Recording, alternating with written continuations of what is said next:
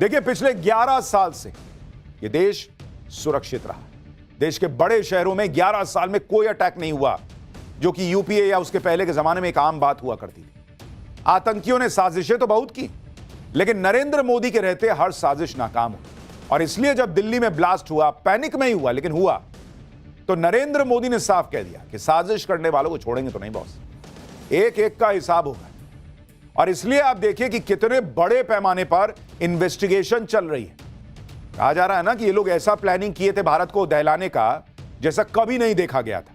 वो तो हो नहीं पाया, लेकिन इन्वेस्टिगेशन भी ऐसे लेवल पे चल रही है जैसा देश ने कभी नहीं देखा। छापे पे छापे ऐसे पड़ रहे हैं कि सोच नहीं सकते आप। लोग डिटेन किए जा रहे हैं, उठाए जा रहे हैं, चुन चुन कर संदिग्धों को पकड़ा जा रहा है। 10 नवंबर की शाम को दिल्ली में ब्लास्ट हुआ। आज मतलब समझिए कि एक तरीके से 72 घंटा बीता है। और इस जांच का दायरा आप देखिए, कि इस जांच की स्पीड आप देखिए। मतलब आपने ना तो कभी ऐसा सुना होगा ना देखा होगा जिस तरह से सुरक्षा एजेंसीज काम कर रही हैं। आज आपको बताऊंगा कि कैसे 60 घंटे के अंदर डीएनए टेस्ट करके पता लग गया कि धमाके से उड़ी i20 कार में उमर ही मौजूद था। आज आपको बताऊंगा कि कैसे 48 घंटे के अंदर दिल्ली ब्लास्ट की साजिश करने वालों को पकड़ने के लिए एजेंसियां इंटरपोल तक पहुंच गई हैं। आज आपको यह भी बताऊंगा कि पिछले 72 घंटे में कैसे दिल्ली से लेकर कश्मीर तक दनादन छापे पड़ रहे हैं, धड़ाधड़ गिरफ्तारियां हो रही हैं। और नेटवर्क, जो इन आतंकियों का नेटवर्क है, हाफिज मसूद जिनको पाले बैठे थे, उनकी बॉस कमर तोड़ दी गई उस नेटवर्क। आज आपको यह भी बताऊंगा कि कैसे 48 घंटे के अंदर जांच एजेंसियां उस डॉक्टर तक भी पहुंच गई जिसे मसूद अजहर की महिला ब्रिगेड की आतंकी का करीबी माना जा रहा है। आपको यह भी बताऊंगा कि पिछले 72 घंटे में कैसे एनआईए, आईबी, एनएसजी, एटीएस और तमाम सारी एजेंसीज ने पूरी ताकत झोंक दी है। कैसे व्हाइट कॉलर टेरर नेटवर्क की कमर तोड़ी जा रही है, कैसे 72 घंटे के अंदर 1500 संदिग्धों को पूछताछ के लिए उठा लिया गया। वो दिन गलत लिखा, 72 घंटा। मतलब ऐसे व्यापक लेवल पर जांच चल रही है कि कोई बचने वाला नहीं है। क्लियर मैसेज है कि जो आतंकियों ने सोचा भी नहीं होगा, उस तरह से उस लेवल पे जाके जो है इनकी कब्र खोद दो। साजिश में किसी का कितना ही बड़ा रोल हो, छोटा रोल हो, सब धरे जाएंगे बॉस। जांच का दायरा सिर्फ देश तक सीमित नहीं है। आज आपको बताऊंगा कि कैसे दुबई, तुर्की, अफगानिस्तान तक जांच का दायरा पहुंच चुका है। आतंकी हमले की साजिश करने वालों की फंडिंग की जड़ें खोजी जा रही हैं। दूसरी कारें भी पकड़ी जा रही हैं, डायरियों से राज खुल रहे हैं। यानी ऐसी जांच हो रही है जिसे देखकर अमेरिका जैसे देश भी कहने लगे कि अरे भारत को हमारी मदद की जरूरत नहीं भाई, भारत खुद कर लेगा। लगातार मीटिंग्स चल रही हैं, सारी एजेंसियों के हेड मॉनिटर कर रहे हैं, एक दूसरे से तालमेल बिठाकर काम हो रहा है। कैसे क्या हो रहा है, आज कौन कौन सी मीटिंग हुई, क्या क्या खुलासा हुआ, पीएम मोदी के एक आदेश के बाद कैसे यह सारा ताबड़तोड़ एक्शन हो रहा है, पूरे विस्तार से आपको दिखाऊंगा। लेकिन पहले एक झलक दी।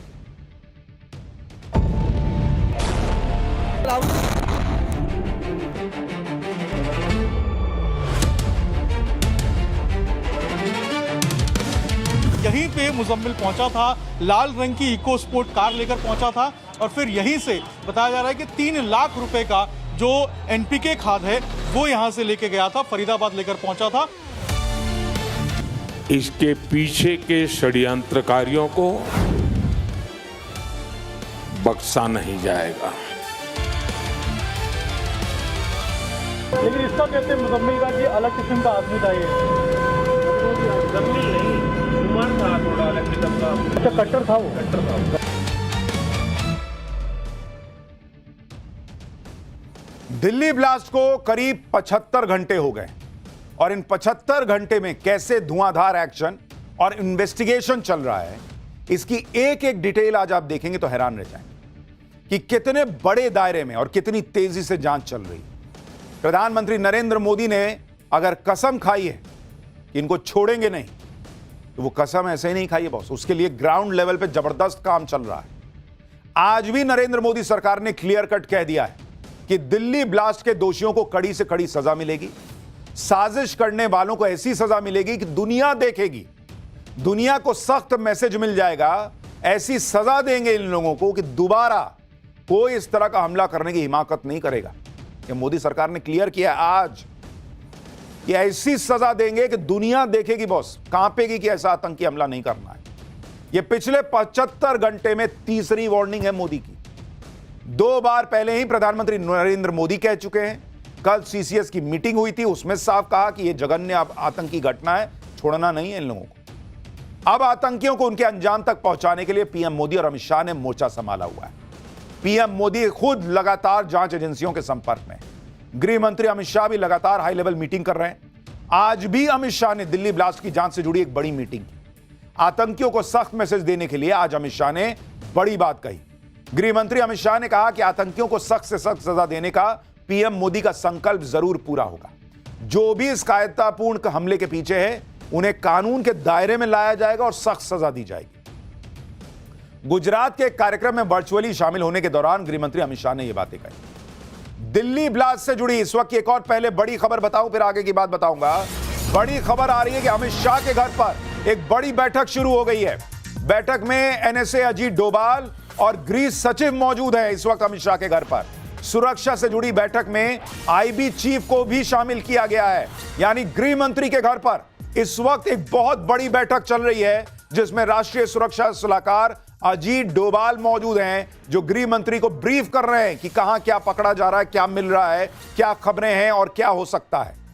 इधर मीटिंग पर मीटिंग चल रही है, उधर ग्राउंड पर बड़े लेवल पर ताबड़तोड़ एक्शन और जांच चल रही है, जिसके बारे में सुनेंगे तो आप हैरान रह जाएंगे।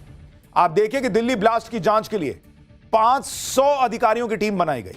जम्मू कश्मीर में 500 से ज्यादा छापे मारे जा चुके हैं। 1500 से ज्यादा लोगों से पूछताछ की जा चुकी है पिछले कुछ घंटों में।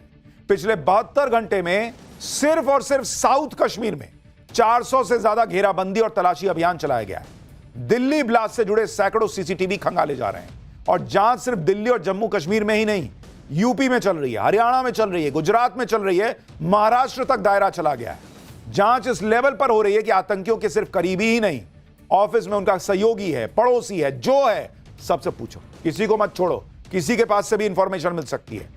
जो आतंकी डॉक्टर पकड़े गए हैं उनके स्कूल रिकॉर्ड तक खंगाल दिए जा रहे हैं बॉस। आप यह भी देखिए कि दिल्ली ब्लास्ट के 60 घंटे के अंदर ही जांच एजेंसियों ने पता लगा लिया कि i20 कार में उमर मौजूद था। कार में धमाके के साथ कार सवार के तो चीथड़े उड़ गए थे। कुछ लोग कहने लगे कि क्या पता कार लगा के उतर गया हो तब बम फोड़ा हो। इसलिए जांच एजेंसियों के सामने कार सवार की पहचान करने की चुनौती थी, लेकिन डीएनए सैंपलिंग से सब पुख्ता हो गया। पुलिस सूत्रों के मुताबिक ब्लास्ट साइट से जो डीएनए सैंपल जमा किए गए थे, उससे यह कंफर्म हो गया कि डॉक्टर उमर नबी ही धमाके वाली कार में मौजूद था। मंगलवार को ही उमर की मां का डीएनए सैंपल इन लोगों ने ले लिया था।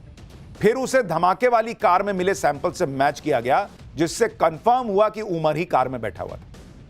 उमर की जो चिथड़े उड़े उसमें उसकी टांग फंस गई थी स्टीयरिंग और एक्सीलरेटर के बीच में, वो टांग से निकाल लिए डीएनए।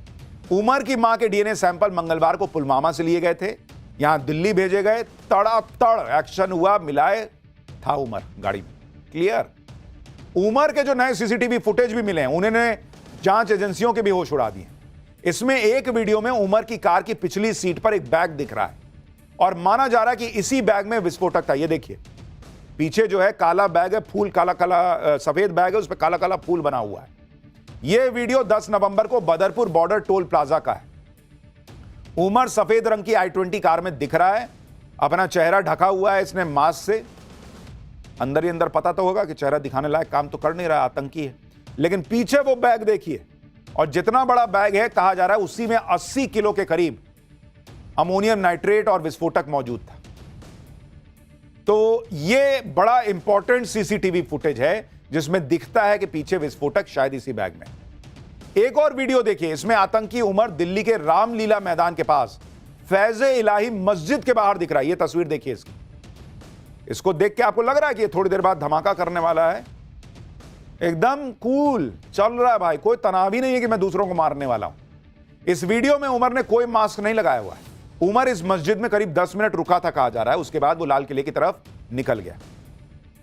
अब मस्जिद में नमाज पढ़ने गया था, किसी से मिलने गया था, किसी को कुछ इंफॉर्मेशन देने गया था, ये तो अभी जांच में ही पता चलेगा। 10 नवंबर का उमर नबी का एक और वीडियो भी जांच एजेंसियों के हाथ लगा है। इस वीडियो में उमर की गाड़ी कनॉट प्लेस का चक्कर काटती दिख रही है। यह वीडियो 10 नवंबर को दोपहर 2:05 का है। Umar Connaught Place outer circle में विस्फोटक से भरी गाड़ी लेकर आराम से चल रहा। फरीदाबाद से लेकर दिल्ली तक जांच एजेंसियां उमर के रूट पर हर एक सीसीटीवी को खंगाल रही हैं। छोटे से छोटे सुराग की पड़ताल हो रही है। 10 नवंबर को उमर ने क्या किया, कहां गया, इसके बारे में जांच एजेंसियों ने पिछले 75 घंटे में भाई साहब एकदम अद्भुत काम किया है और पूरा खाका खींचा है कि ये कहां गया होगा। सोचिए पूरे रूट में कितने सीसीटीवी लगे होंगे, सब खंगाल लिया गया। यह खुलासा हुआ है कि उमर ने 10 नवंबर को दिल्ली आने से पहले कार में ही रात गुजारी थी। ढाबे पर खाना खाया, सुबह वो दिल्ली आया। उमर नबी की मूवमेंट को कैप्चर करने के लिए 50 से ज्यादा सीसीटीवी फुटेजेस खंगाले गए। जांच में यह खुलासा हुआ कि उमर 9 और 10 नवंबर की रात को हरियाणा के फिरोजपुर झिरका भी गया था। 10 नवंबर की सुबह वो बदरपुर बॉर्डर से दिल्ली आया। इसके बाद वो दिल्ली में बहुत सारी जगह गया। उमर साउथ ईस्ट दिल्ली भी गया था, ओखला गया था, कनॉट प्लेस गया था, बाद में सेंट्रल दिल्ली में रिंग रोड पर भी दिखा। उमर दिल्ली के अशोक विहार भी गया था, जहां उसने कुछ खाने के लिए कार रोकी थी। सीसीटीवी के आधार पर जांच एजेंसियां मान रही हैं कि उमर बहुत पैनिक में था। वो बिना प्लानिंग के दिल्ली में कार दौड़ा रहा था। शायद उसे अपने हैंडलर के निर्देश का इंतजार था। जांच एजेंसियां कितनी तेजी से सुराग खंगाल रही हैं, इसका अंदाजा आप इसी बात से लगा सकते हैं कि 10 नवंबर के दिन उमर नबी ने क्या क्या किया। इसके धड़ाधड़ सीसीटीवी फुटेजेस निकलते जा रहे हैं। यह एक और सीसीटीवी फुटेज है जिसमें उमर की कार हरियाणा के नूह में फिरोजपुर झरिका के टोल से गुजरती दिख रही है। यह तस्वीर 9 और 10 नवंबर को रात 1:30 बजे की है। यह वीडियो एक अहम सबूत है क्योंकि उमर 10 नवंबर की रात को जिस मेवात के नूह इलाके में दिख रहा है, वहीं से विस्फोटक के लिए अमोनियम नाइट्रेट खरीदने का भी खुलासा हुआ है। इससे यह शक और बढ़ गया है कि 9 और 10 की रात को उमर मेवात के इलाके में गया क्यों था, किससे मिला था। मैं कह रहा हूं ना कि जांच एजेंसियां हल्के में नहीं ले रही बॉस, पूरी कुंडली खंगाल दे रही हैं कि कहां गया, किससे मिला, कोई गाड़ी में बैठा नहीं बैठा, कहां गया, क्यों गया, सब खंगाल रही हैं। क्योंकि भाई इनको तो एक अटैक करना है। अभी वो 300 किलो अमोनियम नाइट्रेट मिलना बाकी है, उसमें से मान लीजिए 80 किलो फोड़ भी दिया तो 220 किलो तो बचा है। जांच एजेंसियों ने पूरी ताकत झोंक रखी है इस जांच में। उमर के रूट को खंगालते हुए जांच एजेंसियां मेवात में उस दुकान तक भी पहुंच गई जहां से आतंकी डॉक्टर्स ने अमोनियम नाइट्रेट खरीदा था। जांच टीम ने मेवात से उस दुकानदार को हिरासत में लिया जिसके यहां से अमोनियम नाइट्रेट खरीदा गया था। आरोप है कि दुकानदार ने अब तक करीब 300 किलोग्राम अमोनियम नाइट्रेट की सप्लाई की थी। जिस दुकान से डॉक्टर मुजम्मिल ने विस्फोटक बनाने का सामान खरीदा था, वहां से आपको हमारे सहयोगी की एक रिपोर्ट दिखाता हूं, फिर आपको धमाके का वो वीडियो दिखाता हूं जिसको देखकर आप भी हैरान रह जाएंगे। इस वक्त हम नूह में मौजूद हैं और नूह का ये पिंगवा है और यहीं पे अगर आप देखेंगे तो यहाँ पे जो दुकान आपको बंद नजर आ रही है, यही डब्बू उर्फ दिनेश की दुकान है। डब्बू जो कि लोकल नाम है, बताया जा रहा है कि डब्बू के नाम से ही ये दुकान चलती थी, डब्बू की दुकान के नाम से, और दिनेश पूरा नाम बताया जा रहा है, उसकी ये दुकान है। और यहीं पे मुजम्मिल पहुंचा था, लाल रंग की इको स्पोर्ट कार लेकर पहुंचा था और फिर यहीं से बताया जा रहा है कि 3 लाख रुपए का जो एनपीके खाद है वो यहाँ से लेके गया था, फरीदाबाद लेकर पहुंचा था और उसके बाद वो जो है उसको फिर केमिकल बनाने में उसने इस्तेमाल किया था। अभी जो जानकारी मिलकर सामने आ रही है उसके मुताबिक कई और लोग हैं जो इसके पीछे हो सकते हैं, उनसे पूछताछ की जा रही है। डब्बू उर्फ दिनेश को अभी जो है पुलिस अपने साथ ले गई है, फरीदाबाद पुलिस। इधर दिल्ली ब्लास्ट में धमाके का एक नया वीडियो भी आ गया है। इस वीडियो में साफ दिख रहा है कि जब धमाका हुआ तब वहां काफी ज्यादा ट्रैफिक था, जाम लगा हुआ था, सड़क पर ऑटो, ई रिक्शा, कार सब दिख रहा है। तभी अचानक से धमाका हो जाता है और धमाका इतना जोरदार था कि कार के आसपास जो भी चीज थी उसके परखच्चे उड़ गए। ऐसे एक नहीं कई धमाके करने की प्लानिंग का भी खुलासा हो रहा है। हरियाणा पुलिस के सूत्रों से आज ही खुलासा हुआ है कि आतंकियों ने सीरियल ब्लास्ट की प्लानिंग की थी। कई शहरों में एक साथ धमाके करने का इनका प्लान था। एक साथ कई गाड़ियों का इस्तेमाल करके धमाका करने की इन्होंने साजिश रची थी। आप सोचिए अगर सुरक्षा एजेंसियां वक्त रहते इस टेरर मॉड्यूल को खुलासा नहीं करती तो देश के कई हिस्सों में ये लोग क्या कर रहे होते, कितनी भयंकर तबाही मचा रहे होते। आतंकियों ने धमाके के लिए विस्फोटक, कार, सब कुछ जुटा लिया था। इनके टारगेट फिक्स थे। आतंकी हमले के लिए इन्होंने पैसे का भी इंतजाम कर लिया था। सूत्रों के मुताबिक आरोपी डॉक्टर मुजम्मिल, डॉक्टर अदील, उमर और शाहीन ने मिलकर लगभग 20 लाख रुपए नकद जुटाए थे जो उमर को दे दिए गए थे। सूत्रों के मुताबिक इन लोगों ने 3 लाख रुपए की कीमत से विस्फोटक बनाने की सामग्री खरीदी। यह भी खुलासा हुआ कि डॉक्टर उमर और डॉक्टर मुजम्मिल के बीच पैसों को लेकर कुछ विवाद भी हो गया। अब जांच एजेंसियां यह पता लगाने में जुटी हैं कि आतंकियों के पास यह 20 लाख रुपया आया कहां से, इनको फंडिंग कौन कर रहा था। जांच एजेंसियों को आतंकियों के पास से एक डायरी भी मिली है और इस डायरी में कई नाम हैं। आशंका जताई जा रही है कि सारे नाम व्हाइट कॉलर टेरर नेटवर्क से जुड़े हो सकते हैं। सुरक्षा एजेंसियों के हाथ डॉक्टर उमर और मुजम्मिल की डायरी लगी है। इन डायरीज में लगभग 25 से 30 लोगों के नाम दर्ज बताए जा रहे हैं, जिनमें से ज्यादातर जम्मू कश्मीर और फरीदाबाद के। ये सभी लोग अब जांच के दायरे में आ चुके हैं। इन बरामद डायरीज में कुछ कोड वर्ड्स भी मिले, इन्हें भी डिकोड करने की कोशिश चल रही है। दिल्ली ब्लास्ट की जांच अब दुबई और अफगानिस्तान तक भी पहुंच गई। जल्द से जल्द साजिश को बेनकाब करने के लिए इंटरपोल की भी मदद ली जा रही है। गिरफ्तार संदिग्ध आतंकी डॉक्टर अदील का भाई डॉक्टर मुजफ्फर जांच एजेंसियों के रडार पर आ गया है। 2 महीने पहले डॉक्टर मुजफ्फर दुबई भाग गया था या गया था। शक है कि दुबई से वो पाकिस्तान और फिर अफगानिस्तान गया था। डॉक्टर मुजफ्फर को पकड़ने के लिए जम्मू कश्मीर पुलिस ने इंटरपोल को अप्रोच किया।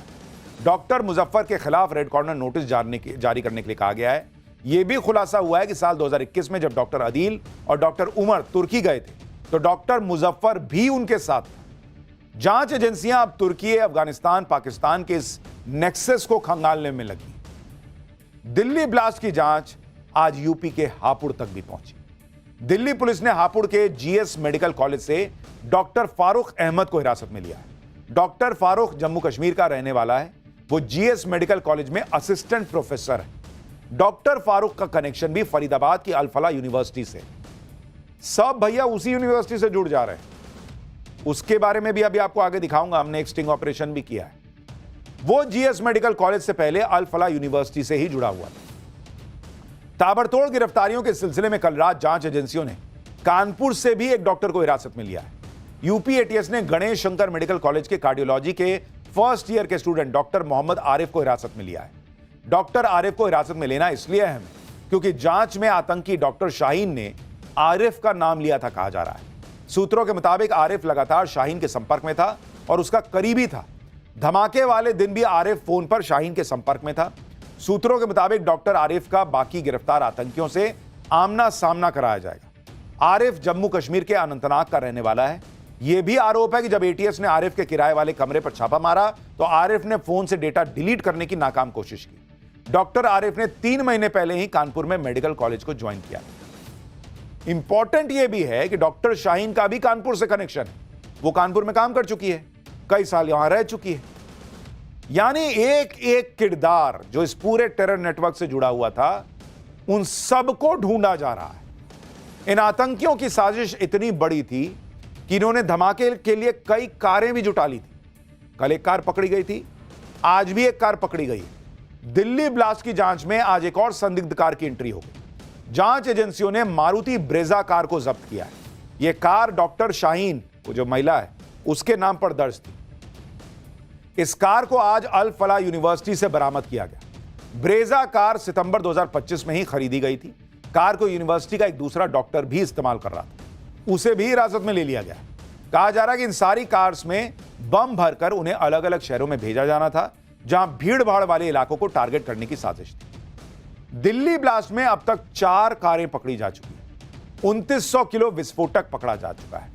20 टाइमर, 20 डेटोनेटर बरामद हो चुके हैं, जो यह बताता है कि धमाके की पूरी तैयारी थी, भयंकर धमाके की तैयारी थी। सिर्फ विस्फोटक को लाने ले जाने के लिए गाड़ियों की जरूरत थी। और अब तक जो 4 कारें पकड़ी गई हैं, उनमें पहली थी डॉक्टर शाहीन की स्विफ्ट डिजायर, जिसमें सबसे पहले AK-47 और असॉल्ट राइफल बरामद हुई थी।